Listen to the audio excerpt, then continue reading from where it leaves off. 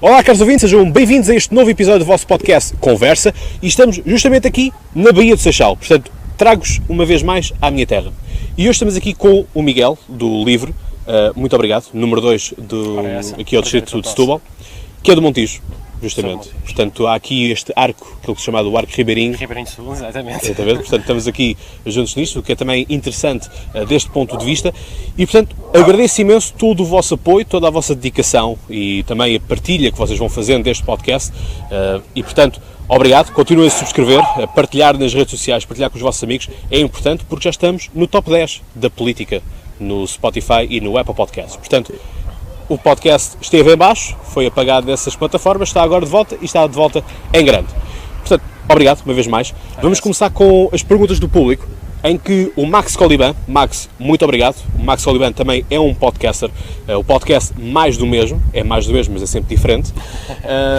É que ele pergunta: cannabis, é para legalizar? É para legalizar, para uso medicinal e para uso recreativo, sim.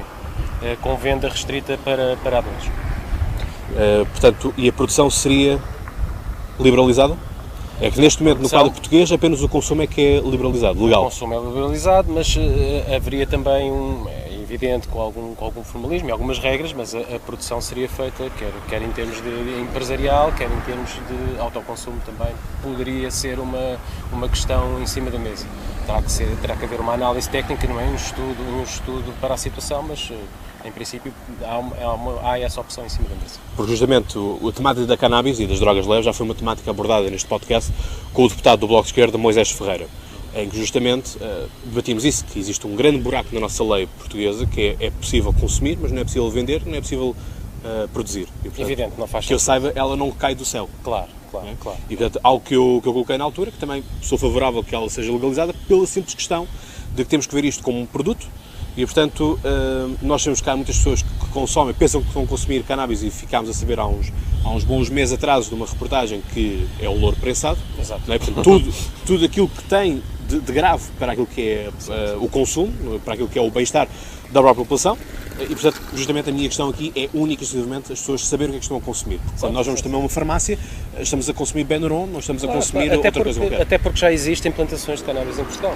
Já existem plantações de cannabis. É claro que em larga escala e para outros fins, não é? Que não o uso recreativo, mas a ideia é legalizar e vender e que o dinheiro desses impostos também possam reverter para outras situações, nomeadamente para o Serviço Nacional de Saúde, para o combate à droga e toxicodependência. Portanto, isto é uma pescadinha rabo na boca, não é? Portanto, está tudo ligado e a opção de autocultivo também estará em cima da mesa, com certeza. Muito bem. Max, espero que esta pergunta tenha sido bem respondida. Ora bem, agora vamos aqui a uma pessoa do Seixal, o Nuno Alves. Nuno, muito obrigado e boa sorte para a tua equipa de caiaques. Ele diz: pergunta ao Livre como é possível meterem como cabeça de lista uma candidata com nível extremo de gaguez. E por que não? Não percebo. É uma pergunta que nós no Livre tentamos normalizar, digamos assim. Mas foi penoso aquela entrevista no Observador. Provavelmente, sim, mas as pessoas têm que se inteirar. A sociedade tem que ser cada vez mais inclusiva e estas pessoas não estão diminuídas da sua faculdade mental por serem gagas, não é? A Joacine Casar Moreira é uma pessoa com um pensamento político muito interessante, que tem nas suas bandeiras o feminismo, a diversidade, a luta antirracista, e acho que é uma mais-valia para a pluralidade democrática do nosso país e acho que a Assembleia da República só ganhará com a Joacine com assento parlamentar, mesmo que possa demorar um pouco mais os debates. A questão é que é justamente esta, que, vamos lá ver, o Livre colocando, vamos colocar aqui num cenário hipotético de conseguir eleger a Joacine, e não elegerá mais do que isso, por ser do distrito de Lisboa, justamente, quer dizer, o Livre terá à volta de 2 minutos de tempo de discurso. Não vejo o Parlamento abrir exceções para demorar mais ou menos tempo do que 2 minutos. E, portanto, o Parlamento sim pode ganhar com essa diversidade, mas eu acho que o Livre sai claramente a perder sobretudo naqueles são os debates. Que haverá aqui alguma margem, até de bom senso, não é, por parte de quem conduzir os trabalhos na Assembleia da República, e acho que não será de forma nenhuma um entrave, pelo contrário, será um trunfo para a democracia nacional. Quanto à eleição do LIVRE, nós esperamos no LIVRE eleger um grupo parlamentar, temos pelo menos 2 pessoas por Lisboa e mais um pelo Porto, possivelmente, em Setúbal. Será mais difícil, mas tentaremos lutar pela representatividade também de Setúbal. Muito bem, já vamos discutir essa questão dos deputados a eleger, porque é sempre uma das últimas questões. É difícil, também não há sondagens para o LIVRE, sim, não é? Portanto... mas pronto, há sempre aqui o debate. E, portanto, agora, outra pergunta, a última pergunta, portanto, Nuno, espero que a pergunta tenha sido bem respondida. Agora, Obrigado pela pergunta, Nuno. Portanto, agora por parte do Bruno Eduardo de Sesimbra, ele coloca a seguinte questão: qual a posição do LIVRE face aos seguintes temas? 1. Legalização do consumo recreativo de drogas leves, portanto aqui já foi respondida. Renegociação da dívida pública, legalização da eutanásia, participação num futuro governo. É que esta candidata só se tem falado em racismo. Pronto, não é bem assim, é o que tem passado mais, mas pronto, compreendemos que o espaço mediático também é muito reduzido para o LIVRE. Mas o vosso próprio outdoor, que está disponível em Lisboa, é só igualdade. É verdade. Igualdade, mas quando falamos de igualdade, da mesma forma que é pouco para o PAN a escrever que a nossa ideologia é o planeta, ou a nossa ideologia é a ecologia, é um bocado assim de género. É pouco, sim, é limitado. O PAN não surge como um partido ecologista no espectro tradicional do termo, mais um partido animalista, mas sim... Mas o que estamos aqui a discutir é a questão dos cartazes, da mesma forma que o CDS claro. também é curto quando diz faz sentido. Claro, trabalhar, faz sentido. Claro, isto é curto. Claro. Sim, do ponto de vista de ciência política e do ponto de vista de marketing, é curto. Vou tentar esclarecer o Bruno, não é? Sim, o Bruno quero que eu releia os pontos. Não, a questão da legalização das drogas leves, nomeadamente do cannabis, já está respondido. A questão da legalização da eutanásia, sim, é para legislar nesse sentido. Sob que moldes, já agora? Os moldes terão que ser os médicos a instituir uma questão, mas muito à semelhança da proposta que foi discutida e que foi chumbada na Assembleia da República. Tivemos 3 ou 4 propostas no Parlamento, por isso é que eu estou a perguntar em que moldes, e elas são um pouco diferentes. Sim, mas eram todas uníssonas, mais ou menos, no sentido de estamos a falar de pessoas sem esperança, não é, de vida, não é, que estão em sofrimento atroz e logicamente terá que haver um parecer médico no sentido de dizer que faz sentido, não é, portanto, a morte medicamente assistida por estas pessoas. As pessoas terão que ter conscientes, plena consciência das suas faculdades, não é? Para também tomarem essa decisão, e terá que ser respeitada. É uma questão de liberdade individual,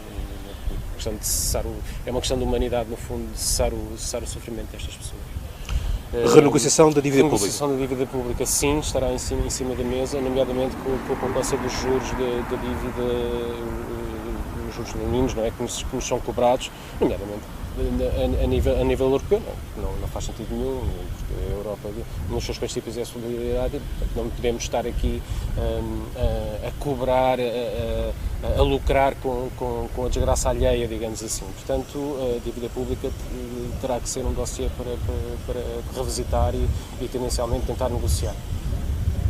E por último, participação num futuro governo. O LIVRE sempre foi aberto, aliás, nas últimas legislativas, se bem se lembram, a plataforma Tempo de Avançar, que era o LIVRE com outras associações políticas, já defendiam um arco de esquerda de governação, para se opor ao tradicional arco da governação que havia, uma coligação de esquerda. Portanto, o LIVRE estará aberto a uma possível participação numa solução governativa. É claro que isto dependerá sempre da percentagem e dos lugares que o LIVRE conseguir conquistar na Assembleia da República, havendo, logicamente, linhas que nós teremos que traçar na altura, e algumas que já estarão certamente mais ou menos delineadas. A participação governativa pode não ser uma realidade, pode passar por uma solução governativa de apoio parlamentar. Pronto, isso é sempre coisas que terão que ser estudadas e avaliadas após o resultado eleitoral, mas não fechamos de todo a porta a uma possível solução governativa. Embicando agora para a questão governativa, que pastas? É que o Bloco já definiu muito bem quais são as pastas que ele quer, por exemplo.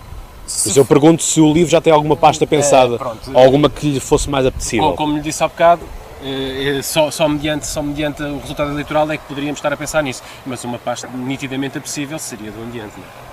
Porque há muito por fazer, houve muito por fazer nesta sessão legislativa e estamos perante uma situação de urgência, não é? E precisamos mesmo de mudar de paradigma.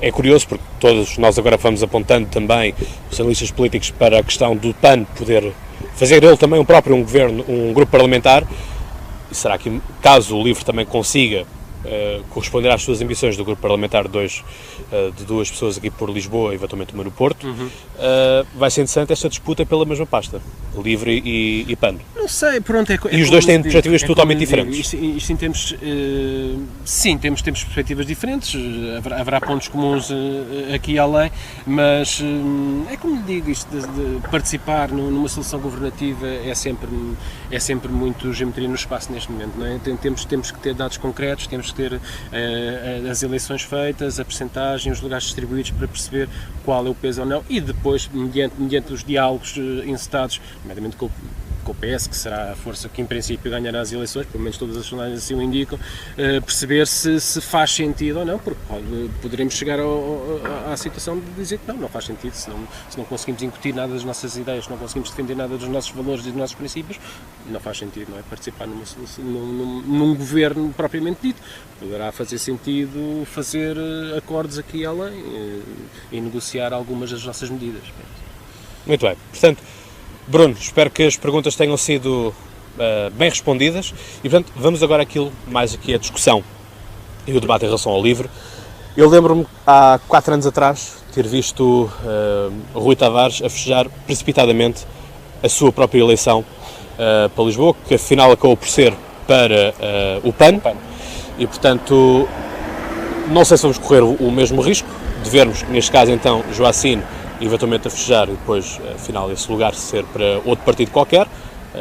Esperemos que o PAN não seja sempre o carrasco do LIVRE, mas o que é que mudou do LIVRE desde esses 4 anos para agora, tendo nós eleições autárquicas, as presidenciais e as eleições europeias? Sendo que, obviamente, as presidenciais não está à partida nenhum partido envolvido, mas nós sabemos que existem os apoios partidários de determinados candidatos. Sim, bom, o LIVRE há 4 anos atrás participou inserido numa plataforma, se bem se lembram, que ainda há bocado referi isso, que era a plataforma Tempo de Avançar, que incluía o LIVRE como partido político e também independentes e essencialmente associações políticas, nomeadamente a Fórum Manifesto e a Renovação Comunista. Hoje o LIVRE apresenta-se como partido, ponto, independentemente de ter uma larga margem de uma percentagem acentuada, salvo erro, 46%, se não for erro, 46% dos nossos candidatos são independentes.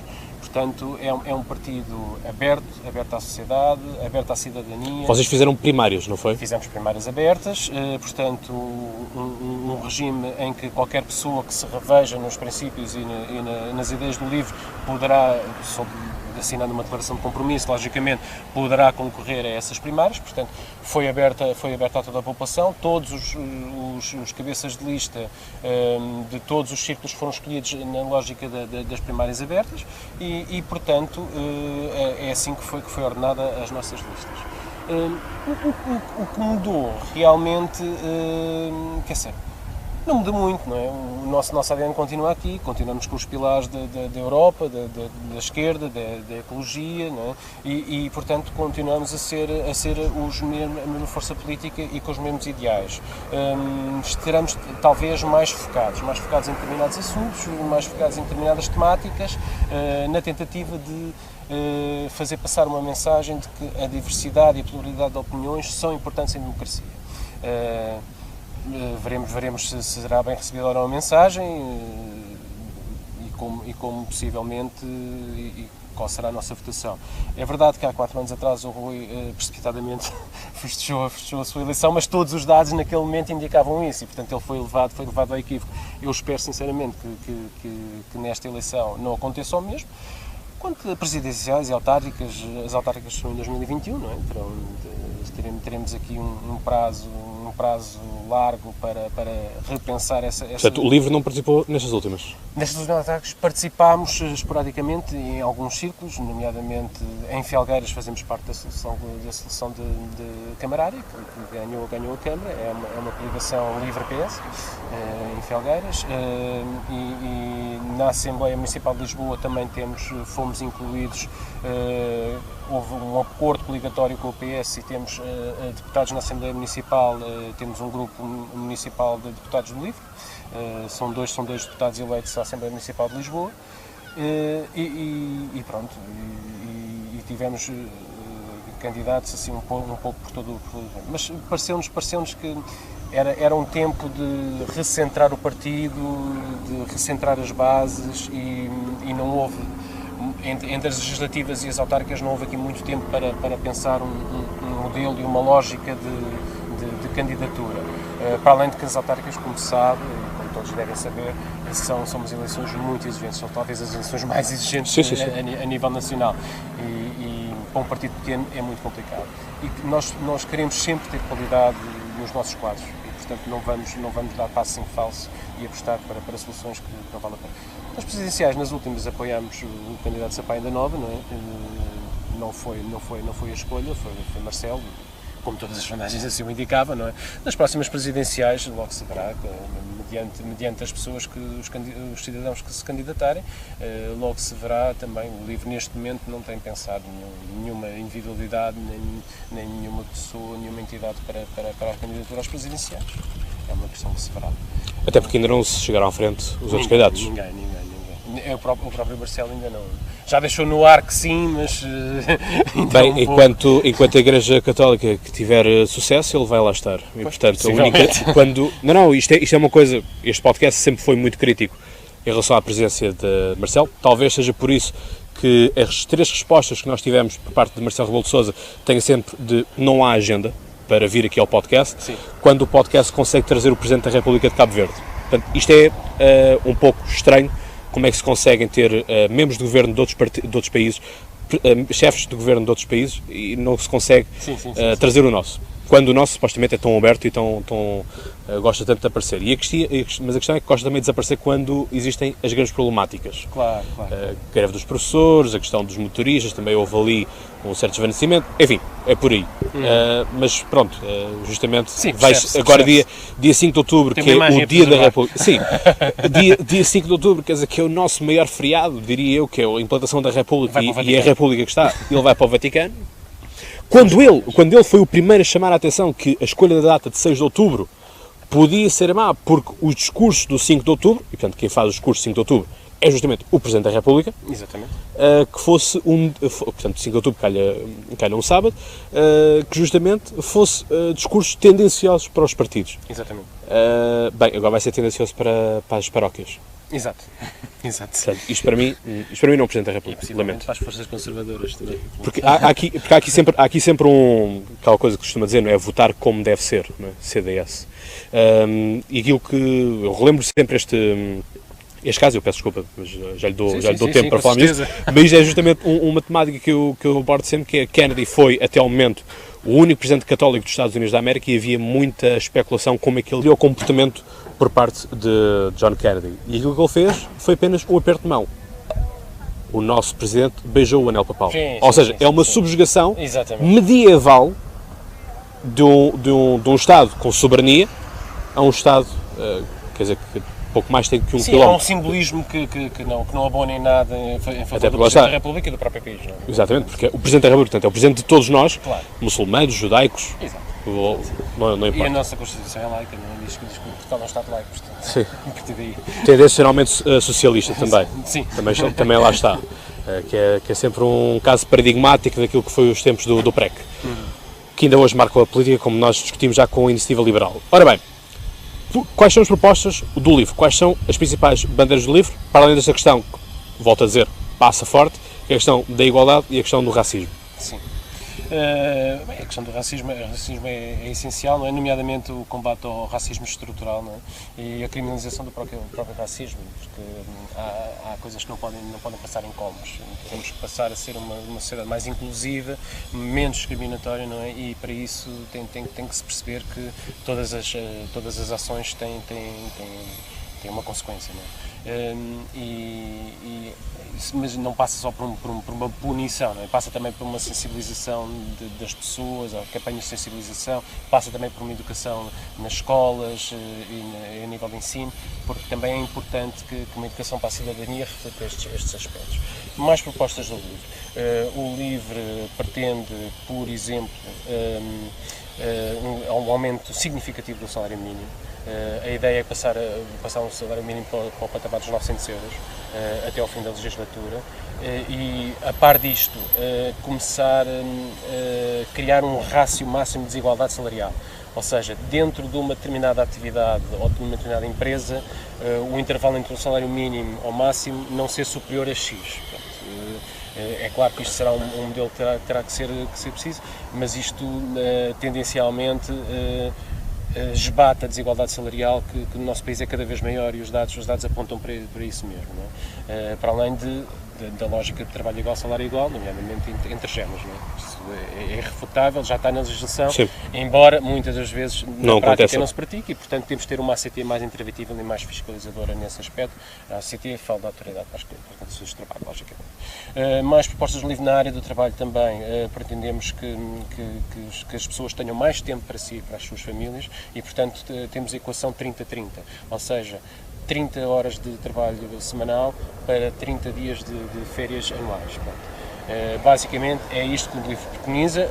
Poderá ser por passos esta medida a ser implantada, mas a evolução tecnológica, a automação dos serviços e tudo isso leva-nos a crer que isto é possível. Não é uma coisa já uma questão de utopia, é uma questão possível de ser implantada atualmente e quando falamos ou seja, já não faz grande sentido com o estado civilizacional em que estamos as pessoas continuarem a ser escravos do trabalho, não é? Não quer dizer que quem assim queira não possa dedicar mais tempo ao seu trabalho, mas é o limitar e bitolar neste parâmetro.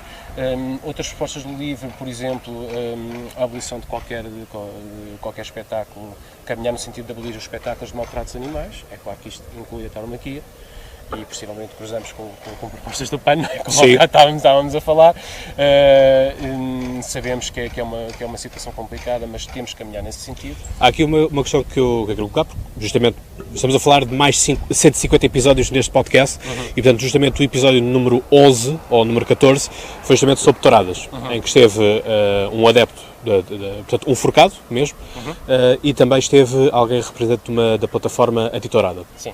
Portanto, houve aqui um debate interessante e houve também uma pessoa vinda da Moita, portanto, que foi representar basicamente como é que é alguém que vive numa terra tauromáquica, como é a Moita, podia ser a Moita, podia ser o próprio Montijo. Seixal também tem, aliás, Seixal é o primeiro concelho a sul de Lisboa com uma primeira, portanto, quando nós descemos de Lisboa, aqui o Seixal é o primeiro sítio com tauromaquia, portanto, a aldeia de Pai Pires tem, e foi agora restaurada, a Praça de Touros. Portanto, fala-se muito do Montijo da Moita, mas aqui o Seixal também tem essa tradição. Mas justamente aquilo que eu propus na altura, em 2017, foi justamente a questão de, ok, o problema é só o maltrato do animal, podemos adotar o mesmo sistema atualmente do paintball, por exemplo, da questão dos lasers, ou a questão de um ímã no corpo do touro. Portanto, aqui a questão é tudo o espetáculo, no sentido de o animal é visto como a peça principal do espetáculo, e aqui colocamos os circos, sim. Ou se é apenas, única e exclusivamente a questão do sofrimento, da tortura do sangue? Por isso é que eu pergunto isto. Não, falamos do sofrimento animal e falamos de uma forma generalista, porque não é só o maltrato físico, é também o stress induzido à espécie, não é? O livro não vê com muito bons olhos essa substituição por outro tipo de tourada em que não haja a ferida, digamos assim, física, mas que haja uma indução de stress ao animal. Embora tudo depende do modelo que se preconizar, mas em princípio espetáculos que incluam maltratos animais, e lá está, nestes maltratos inclui também a indução de stress à espécie, não é? Será caminhar no sentido da abolição. Um primeiro passo claro para essa abolição é o fim de qualquer subsídio público a espetáculos com maltratos animais. Mais medidas que o livro preconiza uma gestão cooperativa de áreas florestais, no sentido de vastas áreas florestais, como sabemos, estão praticamente ao abandono, não é? Isso são fomentos para as situações de incêndio e de perca de enormes manchas florestais que nós não podemos dar esse luxo atualmente, não é? E, portanto, preconizamos uma gestão cooperativa desses espaços, preconizamos, como já foi dito, a legislar a eutanásia e pronto. Mas essa questão florestal desenvolve mais isso porque, a ver, atualmente temos alguns guardas florestais, temos as cabras montanhesas, o que é que fazer diferente? Como é que iria funcionar essa cooperativa? O sentido é criar nomeadamente no interior e nas situações mais ostracizadas e mais despovoadas, digamos assim, que haja pessoas que tendencialmente queiram de alguma forma gerir ou melhor tratar estes espaços e organizá-los de maneira territorialmente que faça sentido, não é? E portanto criar cooperativas locais que façam a gestão destes espaços e destas manchas orgânicas. O modelo ainda será uma coisa a acertar, não é? Logicamente, consoante, mas um pouco à base das cooperativas agrícolas, no fundo, não é? Em que, em vez de ser os cereais, ou o vinho, ou isto ou aquilo, a questão aqui é a civicultura, não é? E a gestão destas manchas florestais, no sentido também da sua exploração económica e tudo e mais alguma coisa, não é? Porque também... Isso é compatível? Juntarmos aquilo que nós conhecemos como a máfia, não é? A máfia do Pinheiro, que houve também uma reportagem sobre isso o ano passado, se não me engano. É possível juntarmos aquilo que são as populações locais com aqueles que nós sabemos que, regra geral, são sempre eles que desencadeiam a área ardida, também para retirar o dinheiro da chamada madeira queimada. Como é que nós juntamos estas duas perspectivas? Aqueles que querem destruir para ter lucro, aqueles que querem cuidar dos pinheiros para retirar, por exemplo, a resina e também terem lucro, e a população que mora ali perto e quer viver sossegada. A ideia é criar um modelo de sustentabilidade de desenvolvimento florestal, não é? Ou seja, à medida que se vai explorando, também haverá a necessidade e a tendência, até porque, como se costuma dizer, para não matar a vaca, não é? Que nos dá o leite, terá que haver... O PAN já não iria gostar disso. Exatamente. uma reflorestação das áreas, não é? No sentido de haver digamos assim, uma espécie de loop, não é? À medida que for sendo extraído, madeira, porque também não é só a madeira destas áreas florestais, não é só a madeira que tem valor económico. Também o próprio mato também pode haver aqui questão de quebra de biomassa, ou uma coisa assim do género, não é? Portanto, haverá aqui... Mas eu digo, com tantas explorações que nós temos, como agregá-las todas, porque há umas que querem acabar com as outras, basicamente. Há umas que não são compatíveis. Isso é o que eu estou a dizer. Também poderemos tentar, em espaços, a questão do minifundo e das pequenas parcelas, aglomerarem-se em cooperativas, não é? E dessa forma ganharem escala e ganharem uma lógica comercial e de sustentabilidade financeira diferente, não é? E pronto, e tentar nessa medida tornar sustentável a floresta, e quer ambientalmente, quer financeiramente, para as populações locais. A ideia passa um bocado por aí. Qual tem sido o feedback, portanto, das campanhas que vocês têm feito, do contacto com a população que vocês têm vindo a fazer? Qual tem sido o feedback que as pessoas nos têm dito? Quais têm sido as perguntas, as críticas e os elogios? Bom, o LIVRE, como é sabido, não é novidade para ninguém, o LIVRE não é um partido muito conhecido. Não é? E basicamente, cada vez que interpelamos alguém, normalmente 8 em 10 as pessoas não conhecem o LIVRE, não sabem o que é o LIVRE e pensam que é um partido novo, apesar de estarmos cá desde 2014. Não é? Portanto, a questão é difícil, não é? É difícil quando o LIVRE se apresenta.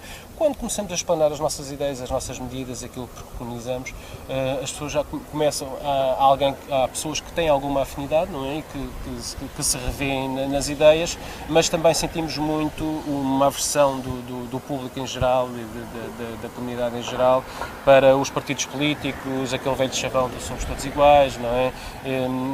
Para o qual o LIVRE nunca contribuiu, porque nunca teve em nenhum parlamento, nem em nenhuma solução de governo, mas que leva por tabela, não é? E isto é complicado contrariar, e só se consegue contrariar, os políticos só conseguem contrariar isto com credibilidade. E dar credibilidade à política é muito difícil, porque é fácil desbaratar a credibilidade, mas reconquistá-la é muito difícil. Muito difícil. E neste momento nós sentimos que a população está cansada. Está cansada de eternas promessas não cumpridas, do sentimento de corrupção, que às vezes não é corrupção em si, mas há um sentimento de corrupção generalizada, um pouco de não acontecer nada a ninguém. Não é? A impunidade. A impunidade, não é? Que graça, mais talvez um reflexo da morosidade da justiça do que uma impunidade, e sim, porque sabemos que há pessoas que acabam por ser também apontados os seus erros e criminalizadas por isso, não é? Portanto, não é fácil, mas pronto, fazemos a nossa luta, unimos as pessoas que estão à nossa volta, andamos na rua, fazemos os nossos eventos de campanha, temos tido algum feedback positivo e esperemos que... Qual é, grosso modo, o vosso eleitorado? Porque, como estávamos a falar em off, justamente, o LIVRE aparece quando eu estava na faculdade e, portanto, houve uma grande campanha junto à faculdade. Quando eu via aqueles que se juntavam e depois aqueles que começavam a aparecer nas campanhas, era tudo malta de 20 anos, 30 anos, portanto, vamos dizer, o público jovem. 80% do público do podcast Conversa também é pessoal dos 18 aos 24 anos. Portanto, é justamente isto. Calculo que nas camadas mais jovens seja mais fácil esse conhecimento. Sim. Bem, nós gostamos de pensar que tendencialmente o nosso universo é a população portuguesa. Óbvio. É claro. Mas todos nós sabemos os classes que nós temos, não é? Nós temos uma visão se calhar mais técnica, mais capacitada, de maior conhecimento da política, e se calhar a nossa população primordial será o segmento universitário. É aí que teremos mais reconhecimento e mais aceitação. Também na diáspora, principalmente nesta nova diáspora, esta nova imigração jovem de quadros altamente capacitados, nós temos muito bons resultados. Nós tivemos bons resultados nestas eleições, na Finlândia, Berlim, por essa Europa fora, fomos muito bem recebidos, as propostas de livros foram muito bem recebidas. É claro que o Círculo da Europa elege 2 deputados, não é? Portanto, PSPC, basicamente. Basicamente, não é? Portanto, difícil será o LIVRE eleger. Mas temos também muito boa aceitação na nova diáspora, nomeadamente esta diáspora mais capacitada, que se viram obrigados a emigrar, dado que o país não lhes oferecia alternativas. Portanto, basicamente, a nossa população, o nosso eleitorado-alvo será o público mais jovem, até jovens adultos, não é? Por volta dos 30 e dos 40 anos, também são pessoas que se revêem muito nas nossas propostas, nas nossas ideias, mas também temos propostas para outros níveis etários, nomeadamente a criação a inclusão dos cidadãos mais idosos e séniores na política nacional, e portanto há também para os segmentos mais jovens a erradicação da pobreza, nomeadamente focada para as crianças e jovens, não é? E isto são ideias que tentam abranger outros leques da população. Mas o nosso público-alvo será realmente o público universitário e pessoas, jovens adultos com maior conhecimento também, porque também, lá está, porque são as pessoas que mais interessadas na política que conhecem o livro, não é? Quem não é muito interessado na política e alheia-se um bocado deste panorama, não conhece o livro, tal como conhece todos os outros partidos, só conhece os partidos que passam na televisão. Exatamente. Portanto, esse tem sido também um trabalho que o podcast Conversa tem vindo a fazer, é falar com todos os partidos. Se eles não nos respondem aos e-mails, se não nos respondem às chamadas, bem, não me culpem a mim, culpem a eles, porque é justamente isto. Este podcast sempre, desde o início, se afirmou como o espaço de cidadania, um espaço onde todos são tratados de forma igual. Ao 25º episódio tinha o Ministro dos Negócios Estrangeiros, estava eu no gabinete dele, no Palácio das Necessidades, e portanto sempre foi isto. A gênese deste podcast é justamente isso, é aproximar, e justamente quando ganhei o ano passado o International Podcast Day, que volto a ganhar este ano, portanto, continua a ser o único podcast da língua portuguesa com prémio internacional, justamente a temática foi Bringing Politics and People Together. E é justamente isto, é trazer a política e as pessoas juntas. E se este podcast pode fazer esse trabalho, com as limitações de escala, com as limitações de alcance, claro. Enfim, sinto-me feliz por isso, é justamente isto, daí convidar todos. É um trabalho muito meritório e o livro reconhece isso, e o livro tendencialmente só não vai aos convites que não pode, mesmo que é totalmente impossível, que ninguém consegue ir. O livro vai a todo lado, que é convidado, e tem todo o prazer em debater as questões e as suas ideias em qualquer palco. E agradecemos muito o convite e reconhecemos no podcast a importância que tem, logicamente. Vamos agora bater números, e é justamente a questão de uns analistas políticos falam que para o Porto e para Lisboa bastará 2 ou 2,2% dos votos, mas nós sabemos que 0,2% dos votos é muita coisa, e há aqui muitos fatores a ter em conta, justamente a distribuição do voto, portanto, se vai mais para a esquerda, se vai mais para a direita, e sobretudo outro fator que é mau para todos os partidos, exceto aqueles que já estão no Parlamento, que é justamente a abstenção. A abstenção é, sem dúvida, o maior adversário, o maior inimigo de todos os partidos, e sobretudo da democracia, porque lá está, corremos o risco de apenas 1/3 da população votar no Parlamento, e portanto aqueles 230 deputados só representam 1/3 da população, portanto os outros 2/3 não estão naquele Parlamento, estarão nas nuvens, estarão noutro sítio qualquer, e portanto isto é também um próprio risco para a democracia, porque qual é a validade que esses deputados têm para estar ali a representar Portugal? Estou a representar uma parte de Portugal. Bem, eu gostava de... E isto, deixa-me só concluir aqui uma coisa, Miguel, que é, eu uso sempre uma frase do padre António Vieira, que é muito interessante, que é: ou o mar não salga, ou a terra não seja salgar. E é sempre aqui a questão, que é: a culpa é dos políticos ou é da população que não recebe? É aquela eterna questão. A culpa, eu não vou aqui atribuir culpas, até porque a culpabilização é uma coisa sempre muito complicada, não é? E é uma questão que não valerá a pena entrar por aí, mas haverá aqui sempre cota-partes de ambas as posições, não é? Até porque os políticos que nós temos são reflexos da nossa sociedade.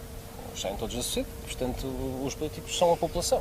Portanto, se nós temos que culpar alguém em primeira instância, temos que olhar para nós próprios e perceber o que é que faríamos diferente e o que é que não faríamos. É claro que, basicamente, há muitos vícios que depois são enquistados, não é? Pela cristalização, digamos assim, dos partidos tradicionais, como eu costumo dizer, mas que de todo podem minimizar as escolhas da população, porque em Setúbal concorrem 20 forças políticas. Há mais do que escolha. Sim. Poderia ser um deputado de cada força política. Para preencher. Nós queríamos 20 deputados ao círculo eleitoral de Setúbal, portanto, poderia haver um deputado de cada força política. É claro que isto é um exagero, não é, da minha parte, mas poderia ser. Sim, mas do ponto de vista matemático funcionava. Do ponto de vista matemático, não é? É possível. Noutros distritos já não era possível. Outros distritos, por exemplo, como o Beja, Évora, só elegem 4, Porto Alegre também só 4. E lá está, nesses distritos as contas já estão feitas, é 2 para o PS, 2 para o PSD. Verdade, e isso é um problema. O problema da representatividade e principalmente dos votos perdidos. Nós temos muitos votos perdidos. Esses círculos, todos os partidos que não elegem, têm votações também. E esses votos são totalmente perdidos. O livro via com bons olhos a indicação de um círculo abstrato, digamos assim, onde esses votos caíssem, onde fossem... Um círculo nacional, eventualmente. Compensatório. Como existe na Alemanha, por exemplo.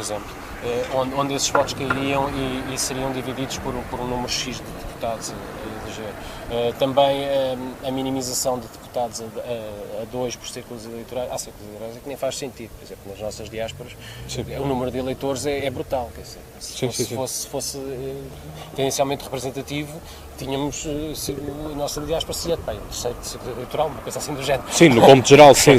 Portanto, há coisas que ultrapassaria muitos são distritos. complicadas. Há distritos do interior que depois veem a sua voz e a sua representatividade limitada pela limitação de deputados. Não é? Portanto, é uma coisa a ter que repensar. O LIVRE não tem neste momento uma solução, não saca aqui um coelho da cartola, mas defende que é uma situação a revisitar esta questão dos ciclos e da forma da representatividade de deputados na Assembleia da República, mas mais do que isso também é preciso empoderar os eleitores, ou seja, nós temos que ter ferramentas que digam à nossa população e aos nossos cidadãos que a participação política não cessa no dia das eleições. Ou seja, nós temos que ter, o LIVRE, por exemplo, defende a realização de assembleias cidadãs sobre as matérias a legislar, em que funcionaria como uma espécie de Assembleia da República, mas de cidadãos escolhidos de forma aleatória, independentes, em que estariam munidos de uma equipa técnica por trás e logicamente imparcial e independente, que lhes desse o conhecimento científico e legislativo necessário para eles discutirem determinadas matérias e que depois essas matérias fossem obrigatoriamente discutidas pelos partidos políticos no sentido de legislar naquele sentido. Falamos em todas as matérias que possam ser possíveis e imaginárias de colocar em cima da mesa. Portanto, terá que haver uma maior aproximação do cidadão e da política nomeadamente dos seus decisores, não é? E dos seus órgãos de decisão, porque só assim é que conseguimos combater a abstenção e combater a descredibilização em que os partidos políticos e os políticos caíram. De outra forma não vemos solução. Quanto aos números Vamos lá debater os números. Vamos lá debater os números. Bem, o LIVRE não quer muito entrar na temática dos números, até porque não está representado nas sondagens. Portanto, as sondagens incluem ali uns outros com 8%, e os 8%, são muitos. Se fosse 8% para o LIVRE, era ótimo, não é? Mas de certeza que são muitos partidos, não sabemos o quanto é que cada um vale e, portanto, é complicado. Sabemos que por exemplo, o Aliança é um partido que chega agora, está representado nas sondagens, mas o LIVRE já não está. Portanto, não sei quais é que são os critérios técnicos para essas amostragens, mas também não nos interessa entrar nessa guerra.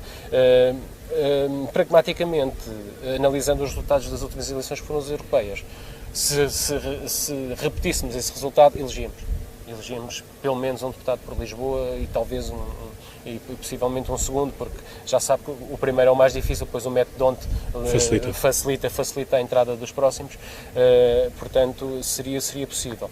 Para o Porto, se não estou em erro, o nosso resultado das europeias não daria um deputado assim de caras, mas não estaríamos assim muito longe. Falar-se talvez 2,2%, 2,3%, eu neste momento não tenho preciso qual foi o número do LIVRE no Porto, mas não estaremos assim muito longe. E, portanto, a ideia é eleger em Lisboa e no Porto. Setúbal será extremamente difícil, sabemos que temos 20 deputados, falamos talvez de 5, 6% para conseguir eleger alguém e, portanto, será uma luta mais difícil, mas tentaremos, no terreno, junto das pessoas, incutir as nossas ideias e fazer o nosso caminho. Porque há aqui uma questão que, vamos lá ver, apesar de um partido não ganhar as eleições, e aqui as sondagens falam sempre daquilo que é a realidade nacional, e por isso é que essa foi a grande falha de muitos analistas políticos que diziam que Donald Trump nunca ia ser eleito. Eu sempre disse que Donald Trump ia ser eleito, sempre disse que Bolsonaro ia ser eleito, sempre disse que Macron ia ser eleito. Portanto, este podcast é até o momento está invicto nas previsões políticas.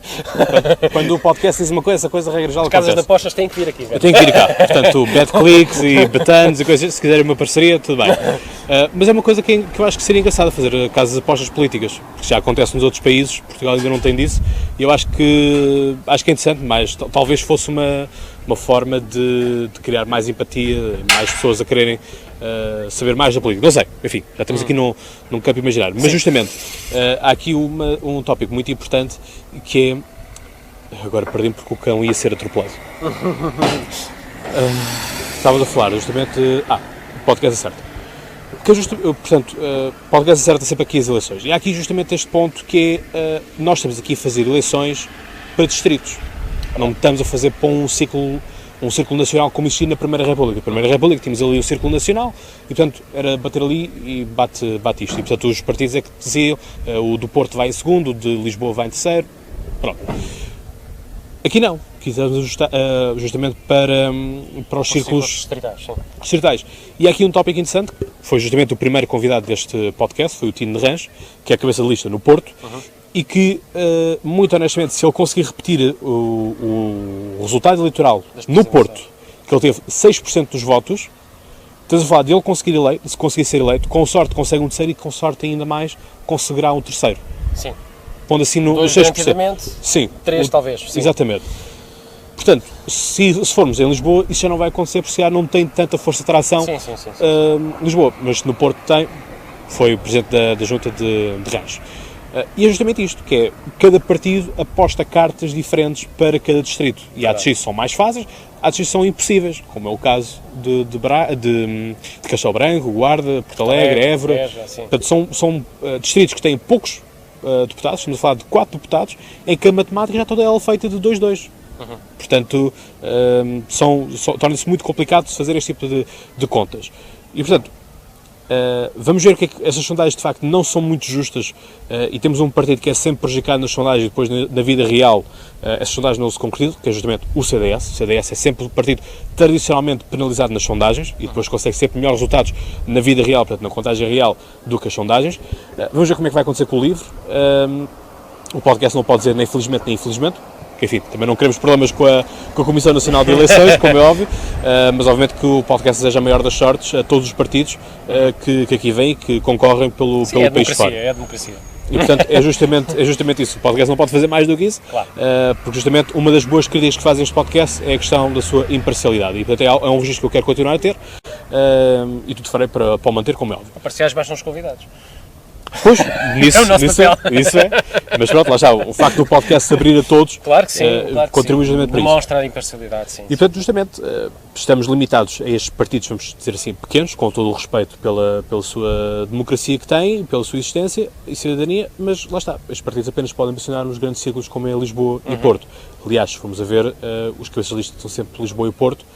O próprio Marinho Pinto, que sempre gostou de se apresentar como o rapaz de Coimbra, ele não é cabeça de lista em Coimbra, é cabeça de lista no Porto, por exemplo. E o Pardal Henriques é cabeça de lista em Lisboa. Claro. Portanto, alguma coisa se percebe, obviamente, disto. Sim, porque são os círculos que tradicionalmente serão mais fáceis de eleger. Porque é preciso uma menor percentagem, não é? E há muitos votos para distribuir. E para o LIVRE, então, faz todo o sentido, porque a base do seu eleitorado está nos centros urbanos. Infelizmente, a realidade é essa, não há como escapar. Sim, porque o LIVRE é um partido cosmopolita, com o bom e o mau que isso tem. Em todos os sentidos, exatamente, em todos os sentidos, cosmopolita no sentido lato do termo. Porque o próprio Bloco de Esquerda, apesar de ser um partido que ambiciona chegar aos 10% dos votos, tem fraca. É um partido cosmopolita também, apenas dos hipsters, como muitas vezes se costuma dizer, daqueles que são os intelectuais. Não é? Sim. A grande diferença. Tem fraca representatividade autárquica. Aquilo que eu dizia com muitos colegas meus na faculdade é que a diferença, portanto estamos a falar da Faculdade de Letras, portanto uma faculdade claramente de esquerda, em que justamente dizíamos, a diferença entre o Partido Comunista e o Bloco de Esquerda é que uns estudaram, outros não estudaram. Grosso modo, é assim. Será um bocado rotular e etiquetar, mas sim, pronto, eu percebo a metáfora. É realmente verdade o que diz relativamente à eleição e nomeadamente aos maiores círculos, não é? Os deputados são distribuídos por círculos eleitorais de distritos, não é? E na lógica do distrito, que é uma lógica que até já deixou de fazer algum sentido desde que entramos para a Comunidade Europeia, não é? Portanto, isso também poderá ser uma situação a perceber, mas o LIVRE também tem uma proposta para combater um bocado, porque, apesar de serem eleitos pelo distrito, eles representam o todo nacional, não é? Um deputado eleito por Setúbal representa Portugal e não representa Setúbal. Se bem que levam sempre consigo no seu ADN, não é? Questões locais, e efetivamente... Eu acho que sim, têm que levar, porque justamente senão, quer dizer, chegam às terras e, tudo... Claro. E temos os casos de muitos que são eleitos pelos distritos, mas que moram em Lisboa o tempo todo. Sim. Mesmo involuntariamente, sim, é verdade. E que estão longe da sua realidade. Mesmo involuntariamente, os deputados levam consigo essas ideias e essas mas eu acho que deve ser assim, porque justamente se estamos aqui a falar de deputados da nação, temos que falar de deputados que representam também as dificuldades e as ambiguidades que o país tem, norte, sul, interior e litoral. Porque, justamente, quer dizer, a mim não me passou pela cabeça como é que, se fôssemos a ver isto numa realidade, se calhar, americana, em que justamente a questão dos distritos, a questão dos Estados tem muita força, tem muito peso, que é a aprovação das SCUTs. que vieram destruir claramente os distritos do seu próprio do interior. O fluxo e, portanto, quer dizer, das populações se fizéssemos, como o podcast já aqui apresentou, uma solução do método de círculos uninominais, quer dizer, os deputados iriam ser responsabilizados nas suas terras. Diretamente, sim. E, portanto, eu acredito que aí os deputados não cederiam a pressões internas. Se calhar essa questão da disciplina partidária, parlamentar, cairia em desuso. Esbatia-se, sim. E, portanto, e as populações seriam muito mais beneficiadas, porque aqui estamos a falar é beneficiar as populações. E, portanto, eu estou cansado daquela frase que é Lisboa, Lisboa, resta paisagem. Sim, verdade. Porque, assim, nós, apesar de vivermos aqui na margem sul, pertencemos à grande área metropolitana de Lisboa. Portanto, estamos aqui muito confortáveis. Mas quando saímos daqui, começa-se a ver, de facto, algumas assimetrias pelo país. É verdade. É verdade. Os deputados representam todo o nacional, mas é verdade também que o grande peso é no litoral, e nomeadamente em Lisboa e Porto, não é? E o resto é todo um bocado esquecido. O LIVRE tem no seu programa eleitoral, Libertar o Futuro, tem coisas muito específicas para o interior, nomeadamente em termos do problema do interior e do despovoamento dessas pessoas. Reflexo de muitas coisas, as escutas também serão com certeza um dos problemas a debater. Terá que haver, isto não pode haver só um discurso de dizer às segundas, quartas e sextas, dizer coitadinho do interior, e às terças e quintas investir no litoral e esquecer-se do interior. Tem que haver uma clara discriminação positiva do interior. No sentido, por exemplo, o LIVRE defende uma beneficiação fiscal para, em termos de IRS aos trabalhadores que se fixam no interior e em termos das empresas de IRC para empresas que criem postos de trabalho no interior. E só assim conseguiremos, de alguma forma, repovoar o interior e deixarmos de ter um país totalmente vazio, que também facilita fenómenos como do abandono florestal e de problemas florestais que temos, de problema da própria desertificação e alguns problemas dos solos e do uso do sol. Portanto, nós temos que fixar a população no interior até para reduzir o peso do litoral, porque qualquer dia o litoral não aguenta com os seus recursos ter tanta população. Não é? E, portanto, isso será uma das ideias. Logo à cabeça, a própria inflação das rendas, como vemos, claro. Mas também o aumento do desemprego. Aí também o LIVRE também tem. Mas o LIVRE também tem uma proposta relativamente às rendas interessante, que é 10% do parque habitacional para arrendamento. Ou seja, criar aqui uma bolsa que possibilita a todos os cidadãos conseguirem ter acesso a uma casa, principalmente nos grandes centros urbanos, que é onde a pressão imobiliária é maior. Outra das propostas do LIVRE, em termos de democratização e de lógica territorial mais emergente, é a regionalização com eleição direta. É claro que isto passa por um processo de referendo, como bem sabem, mas é uma situação que está no nosso programa e que tem que avançar, até porque é a única forma da democracia estar mais perto das populações e dos seus problemas e das suas questões. É a regionalização com eleição direta para responsabilizar os seus povos, porque há uma espécie de regionalização encapotada em Portugal, que são as CCDRs, não é? Ninguém sabe quem são as pessoas, como é que foram lá parar, que interesse é que defendem. Assim, se houver eleição direta, as pessoas são diretamente responsabilizadas pelas escolhas que fazem em termos regionais. E isso é essencial para o LIVRE avançar também no processo de regionalização. Muito bem. Miguel, chegamos assim ao fim da nossa conversa. Foi uma boa conversa. Gostei imenso de estar aqui a falar consigo. Espero que também tenha apreciado aqui esta bela vista. Portanto, quem nos está a ouvir no Spotify, imaginem barquinhos e uma baía, ou então saltem para o YouTube. Sim, as gaivotas também acabaram-se agora mesmo de se ouvir. Portanto, quem está no YouTube sai privilegiado com esta vista. Enfim, eu sei que sou bonito, mas pronto, esta vista é muito mais. Portanto, caros ouvintes, muito obrigado. Miguel, muito obrigado. Eu despeço-me por agora, mas vocês ainda ficam 1 minuto aqui com o Miguel, porque todos os partidos têm direito a 1 minuto têm direito a 1 minuto de apelo ao voto. E, portanto, cumpre-se aqui aquilo que é para todos e, portanto, deixo-vos agora com o Miguel. Caros ouvintes, já sabem, fiquem aí, partilhem, subscrevam, divulguem o vosso podcast e, portanto, já sabem, como eu costumo dizer, vocês sabem de cor, até lá tenham boas conversas e dia 6 de outubro, é votar. O LIVRE apresenta-se às eleições legislativas de 6 de outubro com uma lista de cidadãs e cidadãos escolhida num sistema de primárias abertas, em que foram os eleitores a escolher a sua ordenação, e com um programa eleitoral denominado Libertar o Futuro, que foi amplamente discutido e referendado e emendado pelas suas bases. Portanto, temos propostas para o país baseados num paradigma muito claro de justiça social e justiça ambiental, sendo certo que para o LIVRE estas duas premissas são indissociáveis. Porque um cidadão que vive na pobreza não pode ser um cidadão que faça escolhas ambientalmente responsáveis. E vivemos um período de urgência ambiental e emergência climática que tem que ser declarada, não por uma questão de alarmismo, mas por uma questão de mudança de consciência e mudança de paradigma. Portanto, o futuro é para sempre e nós temos que mudar agora para conseguir persistir. Dia 6 de outubro, já sabem, votem LIVRE.